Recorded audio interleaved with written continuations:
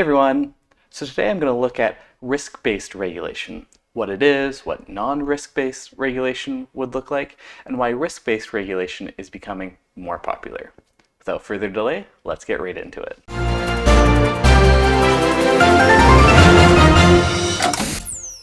Let's start with the definition. Risk-based regulation is an approach to regulation which assesses the need for enforcement and new rules based on an assessment of risk. In other words, it's a philosophy that regulation should be proportional to the risks of the activity. A great example of this comes from the world of banking supervision. The Financial Stability Board is an international organization that works with central banks and financial regulators from around the world. One of the things it does is create a list of global systemically important banks. These are the largest banks in the world and could be called too big to fail. Because of their size and importance to the global economy, they must follow additional rules to ensure their stability. For instance, they have to meet higher supervisory expectations and have more capital on hand. So as you can see, this is a risk-based approach to financial regulations. If these big banks were to fail, there would be a significant impact on the global economy. So they have to follow more stringent rules than a small local bank who, if they were to fail, would not have the same impact on the economy. So as you can see, when we say risk in this case, what we're referring to is the size of the consequences if something were to go wrong. But we can also look at the risk in terms of what is the likelihood of something going wrong. So for instance, police may put additional patrols on roads where people have a higher tendency of speeding. But risk-based regulation could also look at both of these factors. So for instance, a judge considering whether or not to give a defendant bail. They will look at the likelihood of them committing another crime and what the severity of that crime could be. So both the likelihood of something happening and how severe that thing is. So at this point, you might be asking yourself, what does non-risk-based regulation look like? And well, the answer to that is rules-based regulation.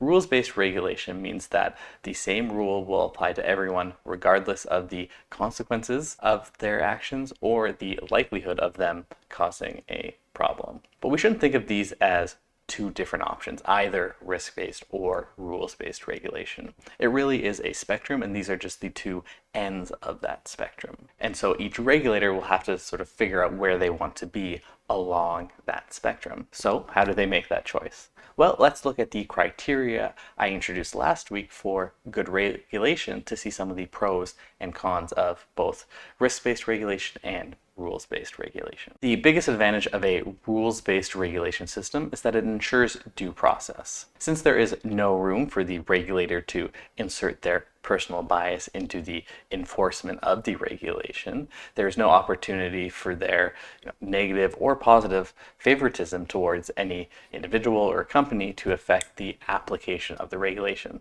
So almost by design, it ensures that everyone will be treated fairly, equally, and consistently. Similarly, it will also make accountability easier.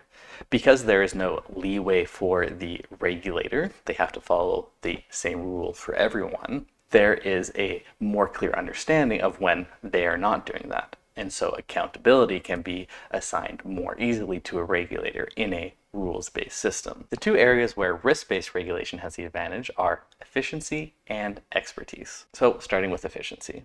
Risk-based regulators use their judgment to assess the need for an intervention, unlike rules-based regulation where that intervention is automatic. While performing that judgment call does require some resources, overall, the risk-based regulator will use a lot less resources because they will not have to follow situations where that regulation isn't needed. Think back to when I was talking about banking regulation. If all the small banks had to follow the same rules as these global systemically important banks, then there would be a lot more regulators who had to monitor these individual banks. So as you can see, there would be a lot more staffing requirements and other resource requirements on the part of the regulator to enforce these rules. So as you can see, lower procedural efficiency. On the other side, we can also look at the efficiency of outcomes. Let's look again at the situation with judges using risk-based regulation during bail hearings. If it was a purely rules-based regulation system, every defendant would either have to stay in prison waiting their trial or be released back into the general public.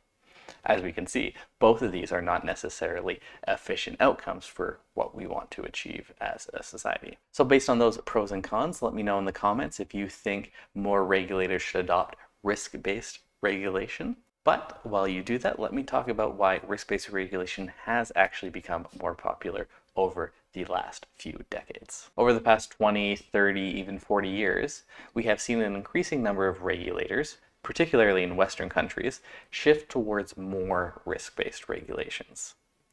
I believe the main reason for that has been the increasing focus of governments on efficiency.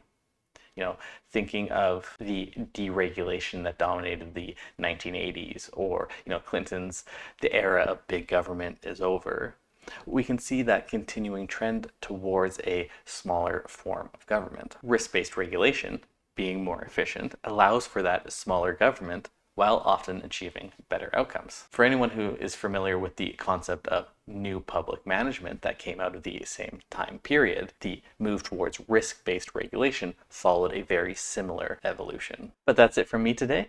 I hope you enjoyed the video. If you did, please like and subscribe, and I will see you in the next one.